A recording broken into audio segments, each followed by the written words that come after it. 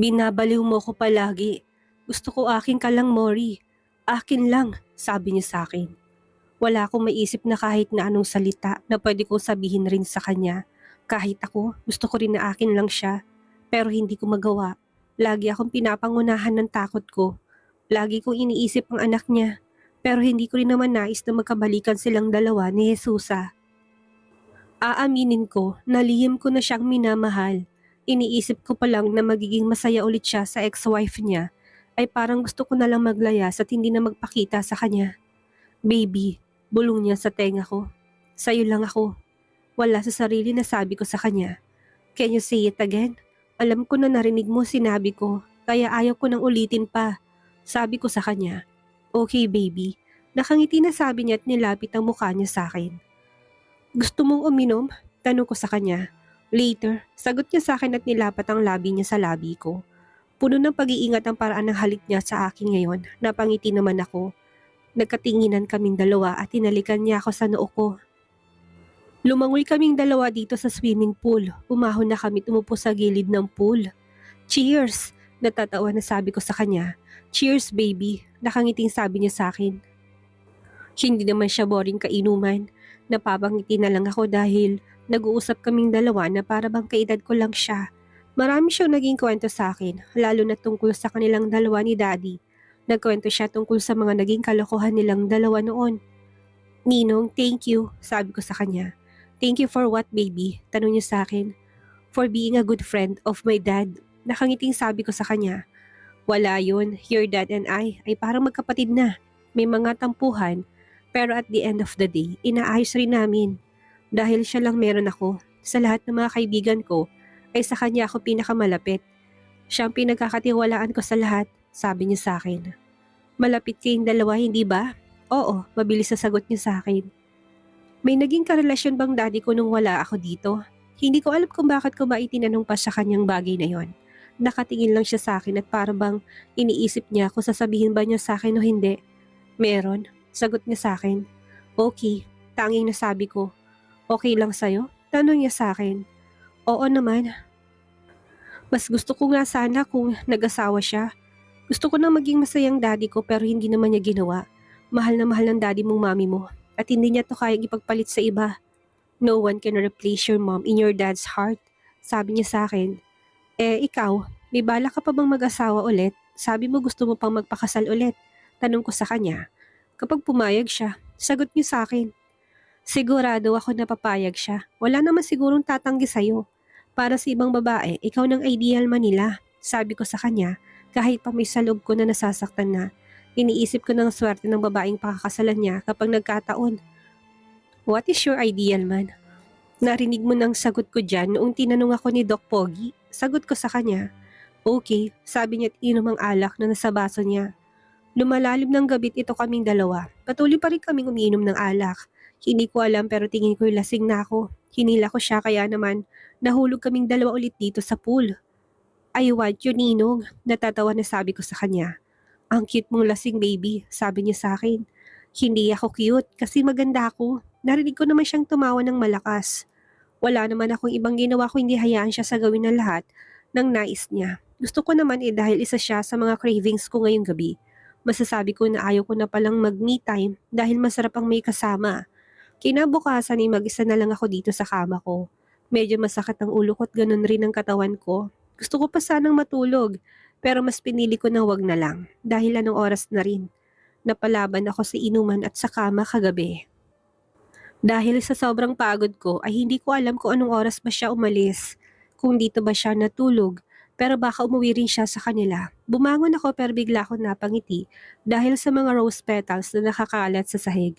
Sinundan ko to hanggang sa makarating ako sa banyo. Punong-puno rin ng rose petals ang bathtub ko at amoy bulaklak ang buong bathroom. Nagtataka lang ako dahil maligamgam pa ang tubig. Kaya inisip ko na baka kakaalis lang niya. Nagbabad ako ng kalahating oras bago ako bumaba. Habang pababa ako'y minaamoy ako masarap na pagkain kaya dumiretso ako sa kusina. You're still here? Kunot noon na tanong ko sa kanya. Dahil nandito pa siya topless na nagluluto. Of course baby, sagot niya sa akin. Hindi ka ba pumasok sa Capitol? Pumasok ako pero lunchtime na. Gusto kasi kitang kasabay kumain. Sagot niya sa akin habang inaayos ng pagkain naming dalawa papunta sa dining area.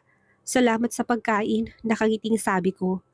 Okay lang bang pakiramdam mo? Hindi ba masakit ang ulo mo? Tanong niya sa akin. Ikaw, masakit bang ulo mo? Oo baby, pero ibang ulong masakit. Sabi niya sa akin. May iba pa bang ulo? Oo naman, meron. Mabilis na sagot niya sa akin. Saan? Here. Sagot niya sa akin sabing ususa. Puro kakalokohan. Natatawa na sabi ko sa kanya. Let's eat na para may energy ka na ulit mama. Pinagsasabi mo, kumain na tayo. Puro ka talaga kalokohan. Sabi ko sa kanya. You're so cute baby. Sabi niya sa akin sabay kurot sa pisngi ko. Pwede ba na dito na lang muna ako hanggang sa linggo? Tanong ko sa kanya. Okay ka lang ba dito? Tanong rin niya sa akin. Oo naman, mabilis na sagot ko sa kanya. Okay baby, nakangisi na sagot niya sa akin. Huwag kang umiti ng ganyan para may binabala ka na naman, sabi ko sa kanya. Wala po, mamimiss kasi kita. Tigilan mong kakakit sa gate dahil baka ano pang mangyari sa'yo kapag nahulog ka. Huwag ka nang gumawa ng another nakakahiyang mga pangyayari sa ating dalawa. Ngayon pa lang ako nakaka-recover sa pagpoposas mo, sabi ko sa kanya. Ayaw mo pa nun, may pag-uusapan tayo balang araw, sabi niya sa akin. Ayaw ko, masyadong nakakahiyang ginawa mo, sabi ko sa kanya. I'm sorry baby, next time ay sisiguraduhin ko na may susi na. Natatawa na sabi niya sa akin. Tss, may bala ka pang ulitin? Humanda ka sa akin kapag ako gumanti sa'yo. Sabi ko sa kanya pero tinawanan niya lang ako. Nagpatuloy kaming dalawa sa pagkain pero may bigla na lang tumawag sa kanya. Papunta na ako, aniya sa kausap niya. What happened? Tanong ko sa kanya. Si Ashley, na aksidente. Sorry baby, pero kailangan ko nang umalis. Sagot niya sa akin at patakbo nang lumabas sa bahay. Ako naman ay naiiwan na mag-isa dito sa dining area. Bakit kaya na-aksidente si Ashley? Tanong ko sa sarili ko. Samantala, mabilis na bumiyahe papunta sa ospital si Arcus nang makatanggap siya ng tawag na na-aksidenteng anak niya. For him, number one priority niyang anak niya. Kahit pa ayaw niyang iwan si Mori, ay kailangan siya na anak niya. He knows that Mori will understand him. Pagdating niya sa ospital ay nasikaso pa ng doktor ang anak niya. What happened? Tanong niya kay Susa. Namali siya ng hakbang kaya nahulog siya sa hagdan? Sagot nito sa kanya. Anong sabi ng doktor? Mabuti na lang dahil walang nangyari sa ulo niya. Pero hindi niya maigalaw ang kaliwang balikat niya. Nakahinga naman ng maluwag si Adonis dahil walang nangyari sa ulo ng anak niya. Thank you dahil dumating ka kagad. Hinahanap ka na kanina ni Ashley, sabi ni Jesusa. Alam mo naman kung gaano kahalaga sa akin ang anak ko, sagot niya sa ex-wife niya. Me too, Arcus. That is why it's really hard for me na hindi ko siya katabi tuwing gabi. Sabi pa nito, let's not talk about it.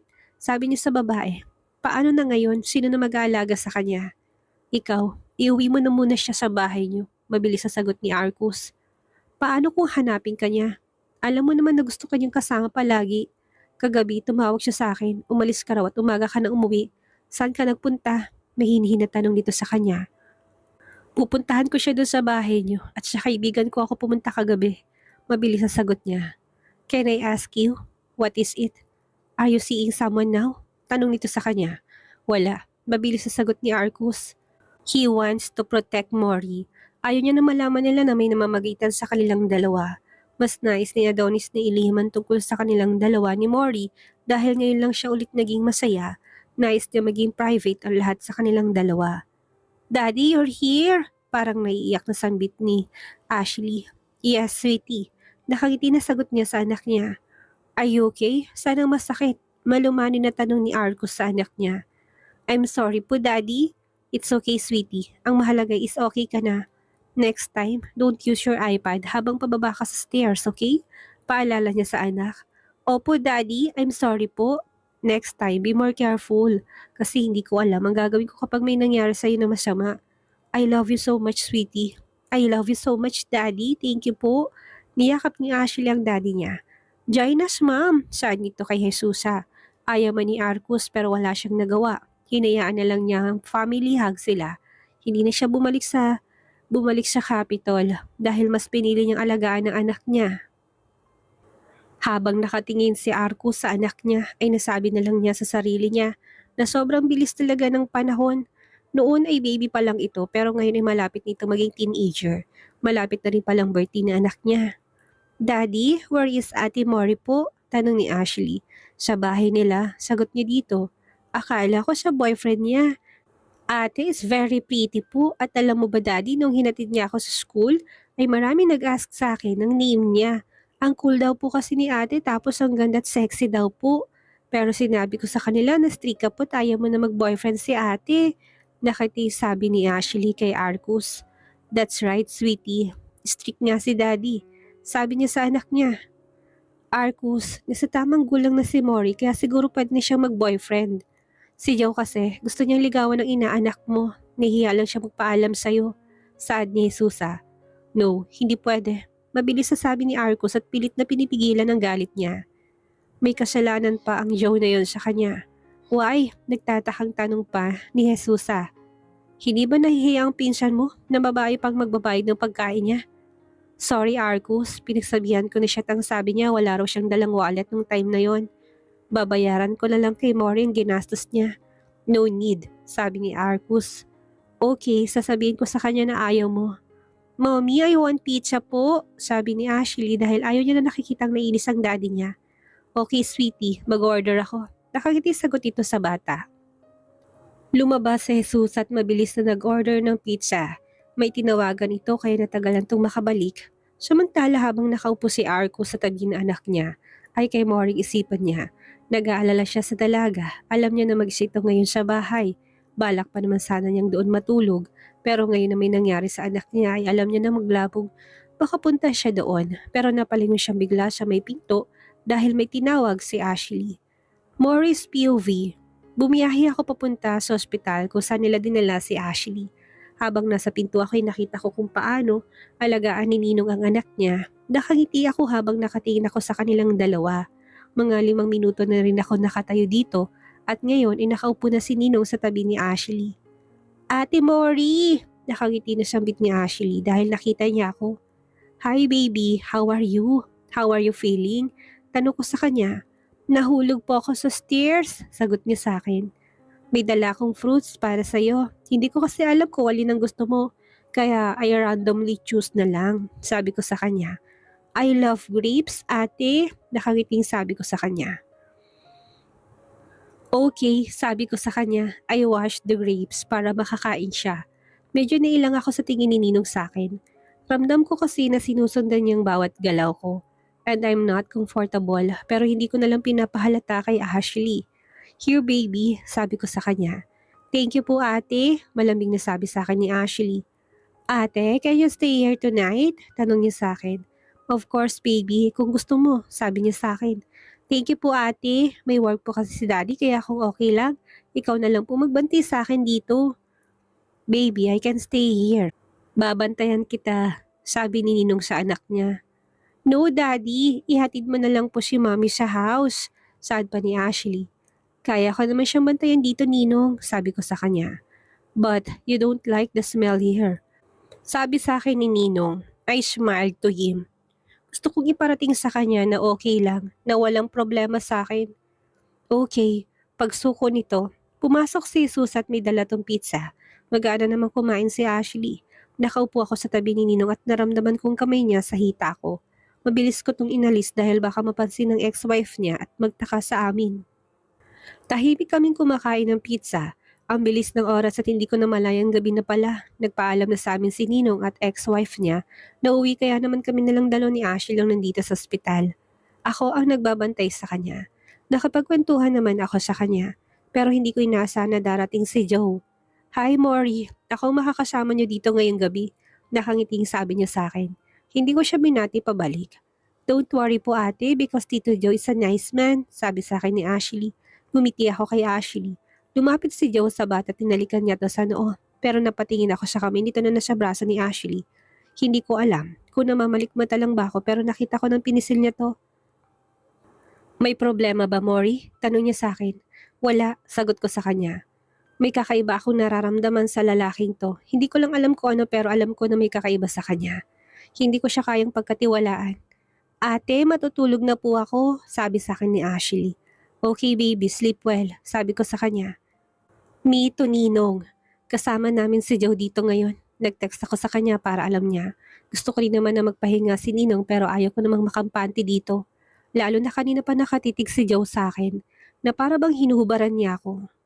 Ninong, what the heck is he doing there? Sabi niya, siya raw lang makakasama namin dito ngayon. Wait for me baby, pabalik na ako dyan.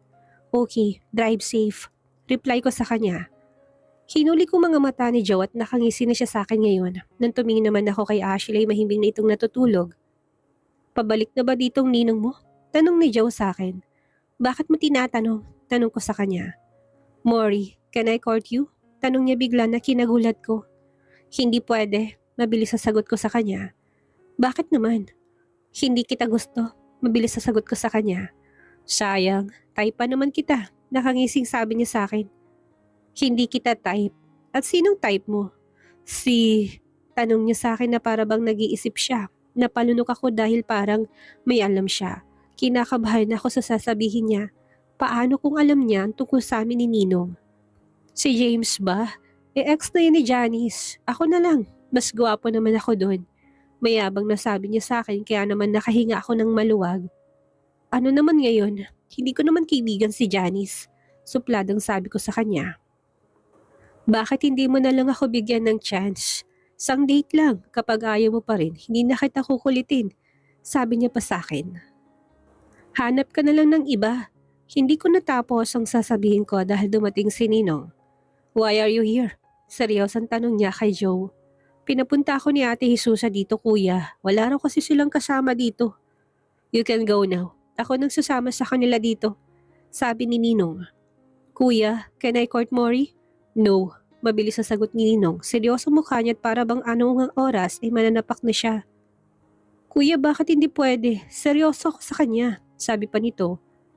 Huwag mo na siyang kasama sa listahan ng mga babae mo. Huwag mo na rin ipagpilitan dahil hindi na magbabagong isip ko. Find someone na lolokohin mo at huwag ang inaanak ko. Sabi pa ni Ninong. Sige kuya, uwi na ako. Paalam nito at mabilis na lumabas. Are you okay? Nag-alala na tanong sa akin ni Ninong.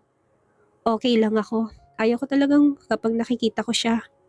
Sorry kung kailangan mo pang bumalik dito. Sagot ko sa kanya. Thank you dahil naisip mo na magsabi sa akin kahit pinsan pa siya ni Jesusa ay wala akong tiwala sa kanya. Aniya, pakiramdam ko kasi may dapat akong sabihin sa'yo, sabi ko. Mas lumapit pa siya sa akin at tinalikan niya ako sa labi. Nataranta naman ako dahil nandito kaming dalawa sa hospital room ni Ashley. Mabilis ko siyang tinulak pero tumawa lang siya kaya naman sinamaan ko siya ng tingin. Don't do that again, sabi niya sa akin. Sorry baby, bulong niya sa tenga ko. Matulog ka na, may trabaho ka pa bukas. Sabi ko sa kanya, okay baby. Malambing na sabi niya sa akin, napangiti na lang ako sa pagiging malambing niya. Mabuti naman na tumigang na siya sa may couch, ako naman ay mupo ulit sa tabi ni Ashley. Hindi na ako lumingon kay Ninong dahil alam ko lang naman na nakatingin siya sa akin. Pero nagulat na lang ako dahil nasa likuran ko na siya. Good night baby. Bulong niya sa tenga ko, kinagat kong ibabang parte ng labi ko dahil mukhang nangaakit na naman siya. Ayaw kong hayaan ang sarili ko na maapektuhan sa kanya dahil nandito kami sa ospital at kasama pa namin ang anak niya. Matulog ka na po, sabi ko sa kanya. Hindi ako makatulog, sabi niya sa akin. Ninong, I warn him. Wala bang? Wala, putol ko sa sasabihin niya dahil alam na alam kong ibig niya sasabihin. Okay, next time na lang. Sabi niya at mabilis na bumalik sa may couch. Mahina akong tumawa dahil para siyang bata. Ang arte na talaga ng thunders na to. Tumingin ako kay Ashley at mahimbing pa rin itong natutulog. Kaya naman tumayo ako para lumapit kay Ninong. Dumapa ako si baba niya at naramdaman ko ang mga braso niya nang pumulupot sa katawan ko. Arcus, matulog ka na, sabi ko sa kanya. Shit, mahinang mura niya at may naramdaman akong nabuhay. Baby, you're teasing me. Nihirapan na sabi niya. I'm not teasing you. Hindi ba sapat sa iyong yakap lang? Ayaw mo ba sa yakap ko? Gusto mo ba talaga palagi yung parlas ko? Malungkot na sabi ko sa kanya. Of course, I want you to hug me. Pero kasi baby, may nagre-react sa ibaba at masakit kasi sa puson, sabi niya sa akin. Tiisin mo kasi yakap lang talagang kaya ko ibigay sa'yo, sabi ko sa kanya. Okay baby. Malambing na sabi niya sa akin. Please stay, mahina na sabi niya. Okay, sagot ko't mas niyakap ko pa siya. Alam ko na maaari kaming mahuli ng anak niya pero gusto ko tong gawin para sa kanya. Habang yakap ko si Ninong ay kay Ashley ang atensyon ko. Baka kasi bigla na lang siyang magising at mahuli niya ako na nakahiga sa ibabaw ng daddy niya. Nang marinig kong mahinang hilik ni Ninong ay dahan-dahan akong umalis sa ibabaw niya. Hinalikan ko siya sa labi bago ko bumalik sa tabi ng anak niya. Makaramdam ng kakaiba. Malambing siyang bata sa akin kaya iniisip ko ang mangyayari kapag nalaman niya na may ginagawa kaming kakaiba ng daddy niya. Alam ko na magagalit siya sa akin dahil mas gusto niya ang mama niya na maging asawa ulit ng daddy niya. Hindi ko alam kung maintindihan ba niya kung sakaling ipapaliwanag namin sa kanya.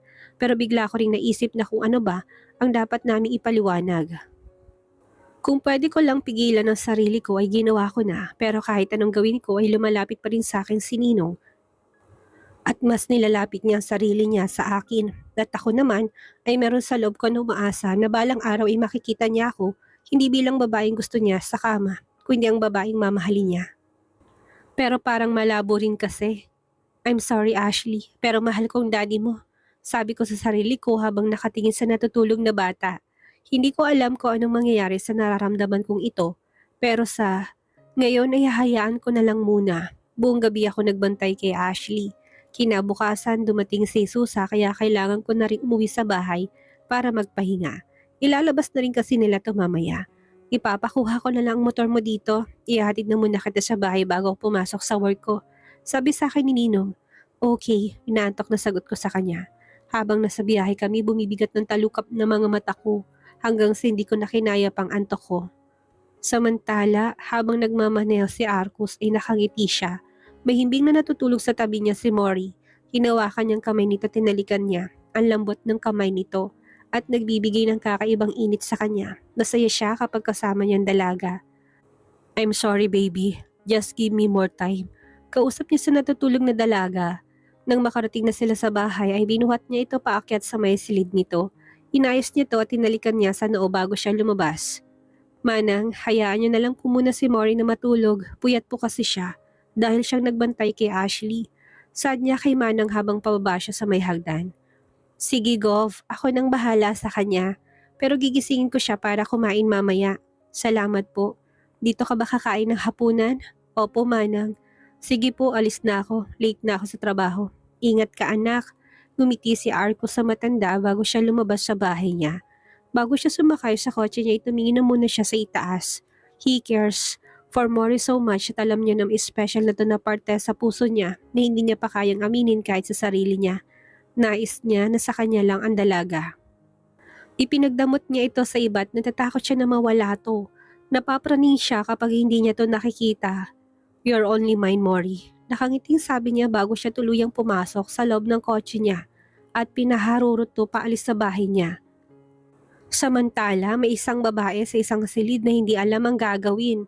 Wala itong tigil sa pag-ungol at paghihiyaw habang pinapaligayan ng isang lalaki. Pagkatapos ng mainit na tagpo, humiga ang lalaki sa tabi ng babae at niyakap nito. Ginawa mo na bang inutos ko sa'yo? Tanong ng babae. Of course, ako pa ba? Sa susunod na araw ay makikita na natin ang resulta, nakangisi na sagot ng lalaki. Good, humanda talaga sa akin ng Mori na yon. Hindi ko siya hayaan na maging masaya, nakangisi na sabi ng babae. Sino kaya ang babae na tila galit na galit kay Mori? Anong planong gawin nito sa dalaga? Yan ang ating aalamin sa susunod nating kabanata.